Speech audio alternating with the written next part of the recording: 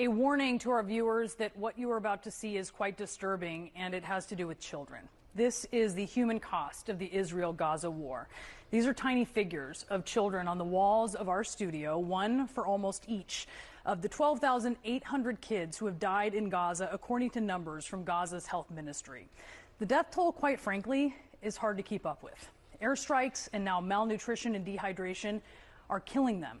Here's a glimpse inside Kamal Adwan Hospital in northern Gaza, where several children have died of starvation. Tiny limbs, bones protruding. The constant sound of crying from children now facing starvation in Gaza. These were little Yazan's final moments, his tiny fingers gripped in his mother's hand. Yazan al-Kafarne was just 10 years old when he died on Monday. And a day later, UNICEF sounded this alarm. The babies of thousands of women who are due to give birth in the next month in the Gaza Strip are at risk of dying. Premature births are up. Mothers, dehydrated and traumatized, struggle to breastfeed. They can't find formula. They can't find clean water. And without relief, the threat from famine could eclipse that of airstrikes, like the one this past weekend in Rafah that killed 5-month-olds Wasim and Naim Abu Anza, twins, long awaited by their parents, who finally conceived 11 years after they married, according to Reuters. Their mother, Rania, told the news agency, "We were asleep. We were not shooting and we were not fighting. What is their fault? What is their fault? What is her fault?" In October, an Israeli strike killed 11-year-old Malak Sharaf, along with her 10-year-old brother Malik, and their 6- and 3-year-old sisters Yasmin and Noor, according to the Washington Post. And 13 of their cousins also died. In October, Al Jazeera reported that an airstrike on a home where Gaza bureau chief Wael al-Dawdu's family was sheltering after being displaced killed his wife, his 15-year-old son Mahmoud, his 7-year-old daughter Sham, and his 1.5-year-old grandson Adam. The distraught journalist carrying Adam's tiny body through Al-Aqsa Martyrs Hospital shortly afterward. It is pretty tough video to watch, and it's actually even worse than this, because a statement from the family said that there were 12 members of the al-Dawdu family who were killed. 9 of them were children.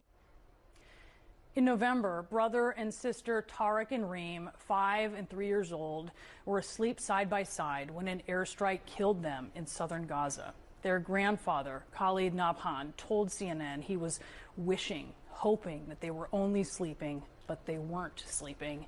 They were gone.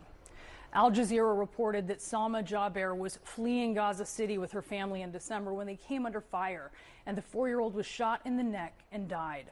The middle child in the family, Salma's father described her as mischievous and intelligent. And in January, 6-year-old Hind Rajab was trapped in a car for days with the bodies of several family members, all killed trying to escape northern Gaza. This harrowing audio of her cousin calling the Palestine Red Crescent for help captured the moment that their car came under attack from an Israeli tank.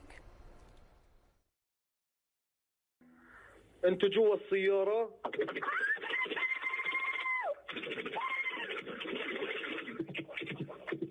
الو الو.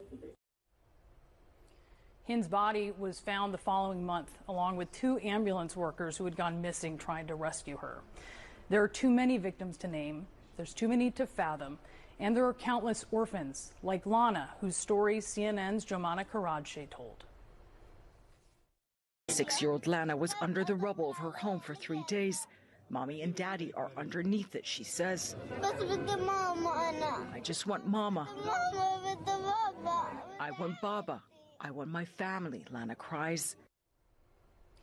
According to figures from the Gaza Health Ministry, more than 72,000 Palestinians have been injured since the start of the war, and a large proportion of them are children. Dr. Mohammed Soubey is an emergency room physician who came from California to help in Gaza. My first several patients were pediatric patients. One shot in the arm while he was sleeping in the tent. Another 2 kids pulled out of the rubble. We're still waiting to locate their family. Gunshot wound to the thigh in a 3-month-old, crushed extremities. Of course, this conflict began after October 7th, as dozens of Israeli children were among those brutally murdered and kidnapped by Hamas. 42 children kidnapped that day, 2 still held captive, according to Reuters and the Times of Israel, after 40 were released in the temporary ceasefire. 116 were orphaned and 38 children were killed, including the youngest victim of the October 7th massacre, Mila Cohen, barely 10 months old, shot to death at Kibbutz Be'eri, her father and grandmother also murdered. And now here, this picture, 5 months later, another little girl named Mila, breathing her last breath. Mila Abdulnebi in Gaza. She died this past week of starvation. She was 3. We'll be right back.